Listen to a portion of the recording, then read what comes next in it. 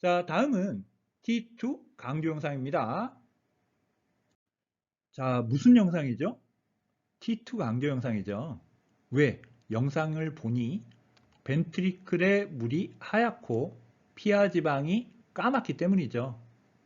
근데 요즘은 이 전통적인 스피네코 T2 영상이 너무 시간이 많이 걸리니까 패스트 스피네코를 사용하여 T2 강조 영상을 얻는데, 이 패스트 스피네코 T2 강조 영상의 특징이 지방이 하얗게, 여기 보시면 하얗게 나온다는 문제점이 있죠.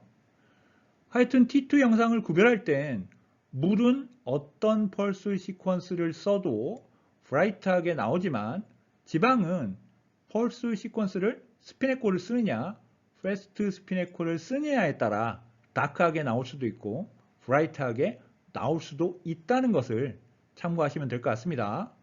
참고로 본 강의는 루틴인 전통적인 스피네코 펄스 시퀀스를 썼을 때, 즉 지방이 검게 나오는 것을 기준으로 설명드리겠습니다. 그럼 왜 물은 하얗게 보이고 지방은 검게 보이느냐? T1 강조 영상과 마찬가지로 조직마다 T2 이완 시간의 차이가 나기 때문입니다. 그래서 T2 이완이라는 게 무엇인지, 즉 왜 T2 이완 시간 차이가 나서 물이 하얗게 보이고 지방이 검게 보이는 것인지 한번 알아보면, T2 이완은 RF 펄스를 중단했을 때 인접한 스핀들과의 상호작용에 의해 동이상되었던 스핀들이 탈이상되는 것입니다. 스핀과 상호작용을 하면서 탈이상이 되기 때문에 스핀 릴렉세이션이라고도 하고요. 횡축 방향으로 붕괴되는 것을 말하기 때문에 트랜스버스 릴렉세이션이라고도 합니다. 여기서 중요한 점은 T2 이완 시간도 T1 이완 시간과 마찬가지로 조직마다 다르다는 것이며, 이 때문에 T2 컨트라스트가 형성이 되는데, 이렇게 T2 이완 시간이 조직마다 차이가 나는 이유는 T1과 마찬가지로 분자의 크기에 따라 분자 운동이 다르기 때문입니다. 그런데 T1의 패턴과는 완전 다르죠. 즉 T1의 경우 크기가 큰 분자에선 이완 시간이 느리고 바운드 워터인 지방에서 빨라지다가 다시 크기가 작은 분자에서 느려지는 V자 형태를 띠지만, T2는 크기가 큰 분자에서 작은 분자로 갈수록 이완 시간이 빨라지는 리니어한 형태를 띠는 것입니다. 왜 이런 형태를 띠냐면, T2 이완에서는 분자들의 움직임이 느릴수록 에너지를 쉽게 방출하여 빠르게 이완이 되는데, 크기가 작은 분자는 움직임이 빨라 에너지 교환이 비효율적이어서 에너지를 오래 가지고 있어 느리게 탈이상되지만, 고도로 구조화되어 있는 지방 분자는 움직임이 느려 에너지를 쉽게 방출하여 빠르게 탈이상되기 때문입니다. 즉 인체를 구성하는 지방과 물의 이완 시간을 비교해 봤을 때 지방은 움직임이 느려 에너지를 쉽게 방출할 수 있기 때문에 안정 상태, 즉 탈이상으로 붕괴되는 T2 이완 시간이 빠른 것이고, 물은 움직임이 빨라 에너지를 쉽게 방출할 수 없기 때문에 안정 상태인 탈이상으로 붕괴되는 T2 이완 시간이 느리게 되는 것이죠. 이때 T2 이완 시간이 빠른 조직은 XY 평면에 눕혀 신호 강도를 결정하는 횡자와의 양을 적게 가져가 첫 번째 RF 펄스 후 T2 이완 시간이 빠른 조직은 두 번째 RF 펄스 때 생성되는 횡자와의 양이 작기 때문에 신호 강도가 약하게 나타나고, T2 이완 시간이 느린 조직은 횡자와 양이 많기 때문에 신호 강도가 강하게 나타나 둘 사이에 컨트라스트가 형성되는 것입니다. 그러면 T2 강조 영상에서 지방이 어둡게 보이고 물이 밝게 보이는 이유는 무엇이냐?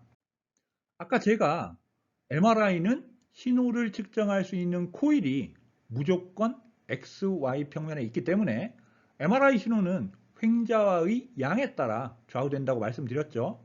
즉 T1이든 T2든 프로톤 덴시티든 MR 시그널은 횡자와의 양이 많아질수록 신호 강도가 세게 나오는데 지방은 T1 이완 시간이 빨라 첫 번째 RF 펄스 후 횡자와 붕괴가 빨라 횡자와 양을 적게 가져가니까 XY의 평면에 있는 안테나에 신호가 약하게 검출되어 영상에서 어둡게 나타나는 것이고 물은 이완 시간이 느려 첫 번째 RF 펄스 후 횡자와의 붕괴가 느려 횡자와의 양을 많이 가져가게 되니까 XY 평면에 있는 안테나에 신호가 강하게 검출되어 영상에서 밝게 나타난다는 것이죠.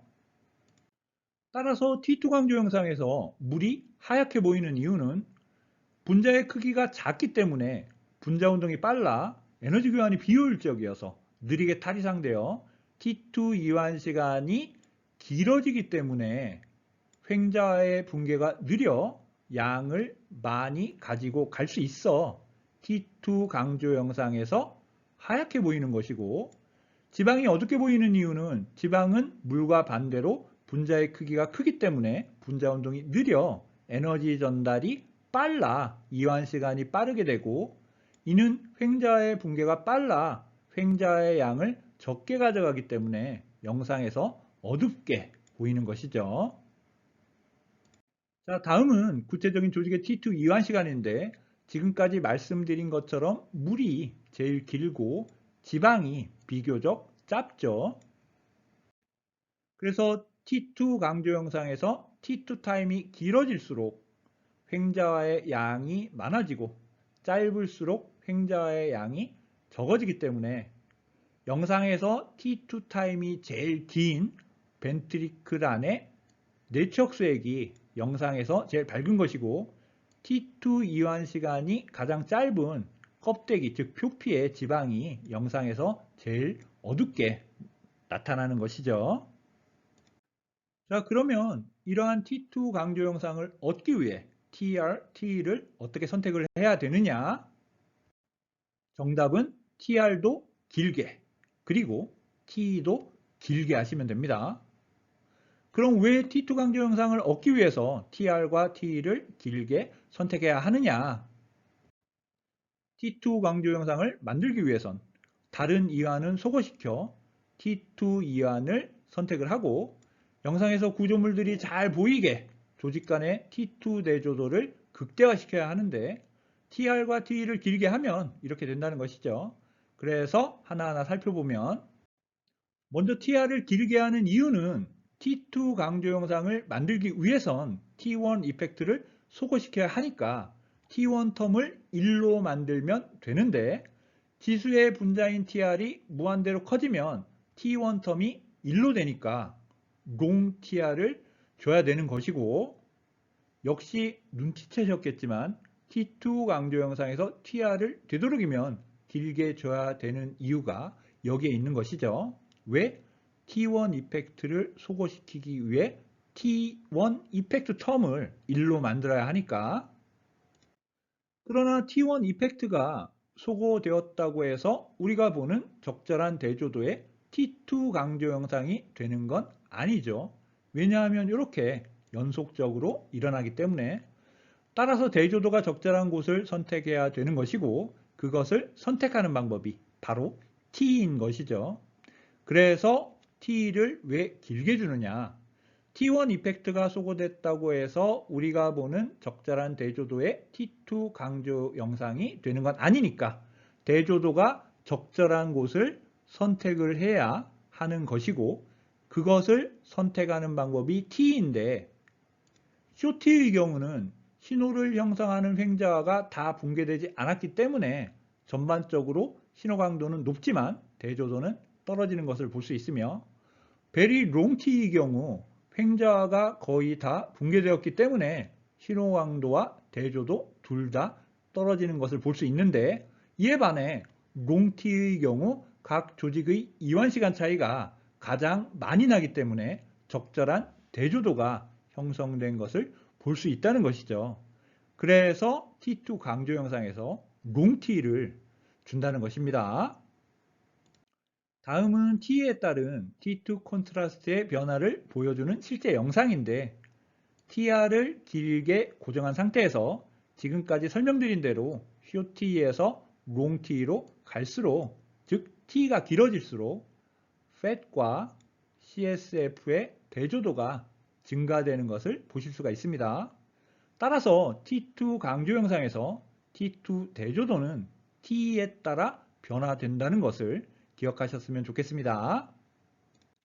결론적으로 T2 강조 영상에서 최적의 T2 콘트라스트를 나타내기 위해서는 T1 이펙트를 소거시킬 수 있는 롱 TR과 컨트라스트 차이가 가장 많이 나는 롱 T를 주어야 한다는 것을 꼭 잊으시면 안 됩니다.